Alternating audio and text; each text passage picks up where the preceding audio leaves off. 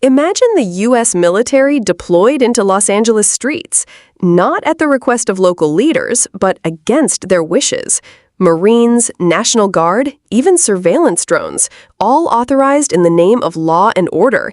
This isn't a movie plot. It's a real confrontation in Washington, and it raises a chilling question. Where is the line between defending the homeland and turning the military inward on its own people? Welcome, Mr. Secretary, Mr. Chairman. Mr. Secretary, you have already ordered 4,000 National Guardsmen into Los Angeles, plus 700 active duty Marines. That's against the advice and opposition of the governor, the mayor, and the chief of police of Los Angeles. And these forces are in addition to 11,000 military personnel, active duty and National Guard, that have been deployed to the southern border in support of Customs and Border Protection. Separately, the Department of Homeland Security has requested more than 20,000 National Guard troops to assist in, I quote, interior immigration efforts. And I understand you've approved an additional phase of 700 service members for this mission, with additional associated command and control from Texas, Florida, and Louisiana.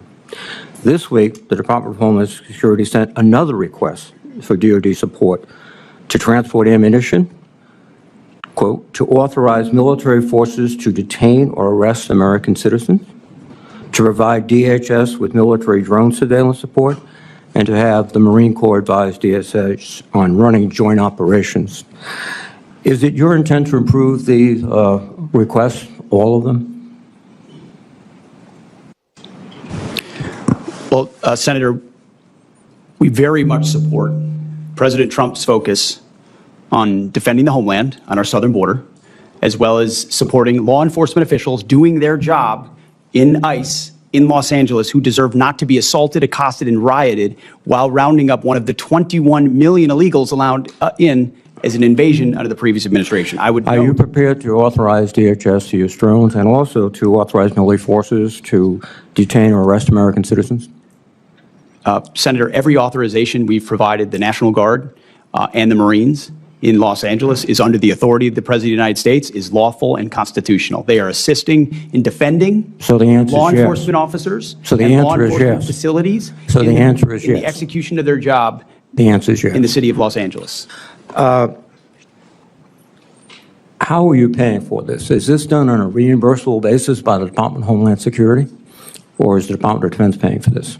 As we mentioned yesterday, a lot of this we are paying for, and some will collaborate with DHS on. And how is that done, given a CR, which restricts your spending dramatically? What are you taking from? Readiness? Well, as we acknowledged, and I can pass to my colleague Bryn, who knows the details on this, but in 2025, where we took from, we have completely refunded and then some in the FY26 budget. Your whole ethic seems to be revolving on the lethality of the military force.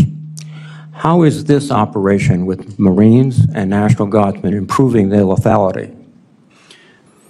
Senator, you mentioned the 11,000 at the border. It's actually 13,000. And I've been down there to speak with them multiple times. And people will say that mobilization hurts readiness. When you talk to them, it actually improves their readiness. I'm talking about lethality. That's what you talk about all the time. Readiness and training and accountability is all part of lethality. No, that's right, training. The more ready you are, the more capable you are, the more accountable you are, the higher your standards are. It all makes you more lethal. So and the mission in Los Angeles, as you know well, sir, is not about lethality. It's about maintaining law and order on behalf of law enforcement agents who deserve to do their job without being attacked by mobs of people. And so we're very proud that the National Guard and the Marines are on the streets defending the ICE agents, and they will continue to do that. Law and order is a civil function under the Constitution of the United States.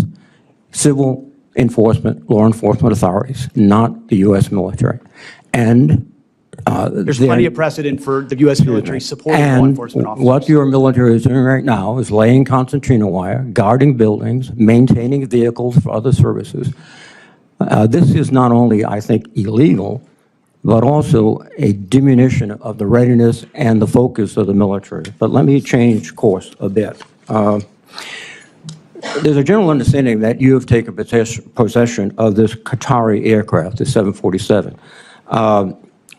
But there are public reports that Qataris have not yet signed a memorandum of understanding, which would specify that the agreement was initiated by the Trump administration, and Qatar is not responsible for any future transfers of the plane's ownership. Are you in possession of the Qatar airplane now? Any specifics about future aircraft that could be Air Force One can't be discussed here, but Sure, it can be there is discussed a here. conversation about a memorandum of understanding. A memorandum of understanding remains to be signed, Senator.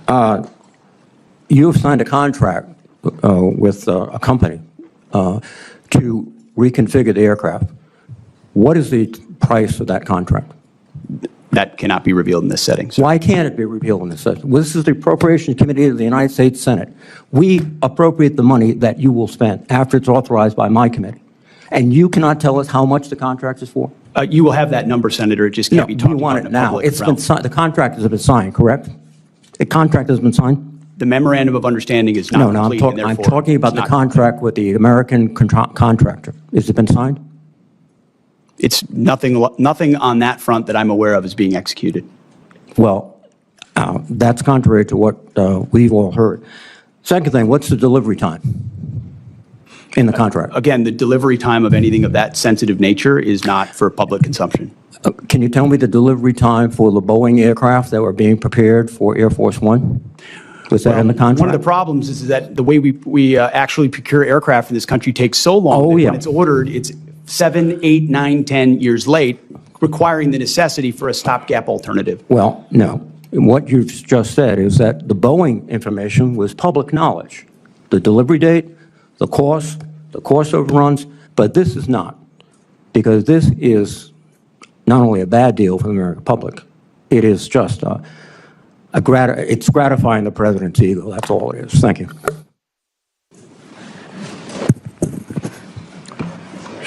The confrontation over Pete Hegseth's authorization of troop deployments into Los Angeles cuts right to the heart of American democracy. Who controls the military, and under what circumstances can it be used on U.S. soil? This is not simply a debate about logistics or policy. It's a direct test of constitutional boundaries, civilian control of the military, and the proper balance of power between the executive branch, Congress, and state leadership. At the center of this exchange is Senator Reid's sharp questioning. He points out the obvious. National Guard troops and even active duty Marines were deployed to Los Angeles against the advice and opposition of the governor, the mayor, and the city's own police chief. That alone raises profound questions. In our system of federalism, state leaders have authority over their National Guard, unless formally federalized. When Washington overrides those leaders and floods their cities with troops, the line between protecting order and undermining democratic self-governance gets very thin. The tension only deepens as Reid drills down into the Department of Homeland Security's extraordinary requests. Drone surveillance on American citizens, the possibility of troops detaining or arresting U.S. citizens, and military involvement in joint domestic operations. These are not minor administrative details. They strike at the Posse Comitatus Act, a cornerstone law that prevents the U.S. military from acting as a domestic police force. Every time a cabinet secretary or defense official deflects these questions with vague assurances about lawfulness and authority, it leaves a dangerous ambiguity in place, ambiguity that could be exploited. When pressed directly, are you prepared to authorize the military to detain American citizens? The evasive response lands like a thunderclap. In hearings like this, a lack of clarity is as telling as an outright admission. If there is one place where yes or no should be non-negotiable, it is on the fundamental rights of citizens. And yet, the refusal to give that clear boundary exposes how fragile those protections can become when power is centralized and unchecked. The financial dimension adds another layer of concern. How are these deployments being paid for under continuing resolutions that restrict discretionary spending? What readiness resources are being diverted? When senators ask these questions and get evasions or technical sidesteps, it signals something bigger than just a budget quibble. It signals the possibility of executive overreach that Congress cannot fully track. If Congress cannot enforce the power of the purse, then the most basic constitutional safeguard of accountability begins to erode. Then comes perhaps the most revealing exchange, the question of lethality. Hegseth has often emphasized military lethality as a core standard of effectiveness. But when asked how deploying Marines in Los Angeles improves their lethality, the answer falters. The mission there is not about combat readiness or deterrence, it's about civil law enforcement. This blurring of military purpose is not just rhetorical. It risks reshaping how the armed forces see their role in society and how society sees the armed forces. A military built for combat being normalized into domestic policing is a path fraught with historical warning signs. Finally, the hearing pivots into the secrecy around the Qatari 747 aircraft, rumored as a stopgap for Air Force One. Here, the senator exposes another theme: transparency. Why can the government disclose delivery timelines and costs for Boeing contracts, yet refuse to reveal similar information about a foreign aircraft deal? When expenditures tied to presidential preference are shielded from public scrutiny, it ceases to be about national security. It becomes about political indulgence, paid for by taxpayers. That makes secrecy not protective, but corrosive. Taken together, this hearing is a profound reminder of why congressional oversight exists. It's not theater. It's the mechanism by which elected officials test the limits of executive authority, demand accountability for spending, and protect the constitutional boundaries that safeguard liberty. When senators are stonewalled, it's not just about their frustration, it's about the public's right to know how power is being exercised in their name.